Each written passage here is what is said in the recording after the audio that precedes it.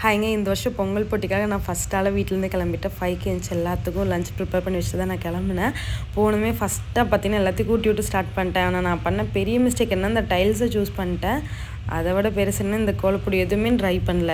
சரி நம்ம அங்கே போய் ட்ரை பண்ணிக்கலான்னு ஒரு அசால்ட்டாக வந்துட்டேன். ஆனால் நான் பண்ண பெரிய மிஸ்டேக் அதுதான்.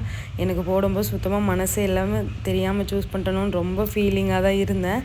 அதுக்கப்புறம் எல்லாருமே சூப்பராக கோலம் போட்டிருந்தாங்க. இவங்க 2 ஹார்ஸ் தான் டைமுன்னு சொல்லியிருந்தாங்க. சேம் அதே மாதிரி 2 ஹார்ஸில் என்னால் எவ்வளோ கொடுக்க முடியுமோ அந்த பெஸ்ட் நான் கொடுத்துருந்தேன். இருந்தாலும் மனசில் ஒரு கில்ட், தெரியாமல் டைல்ஸில் போட்டோமோ, கொஞ்சம் ட்ரை பண்ணி வச்சுட்டு போயிருக்கலாமோ, ரொம்ப அசால்ட்டாக இருந்தோன்ட்டு தான் நிறைய ஃபீல் பண்ணிட்டே இருந்தேன்.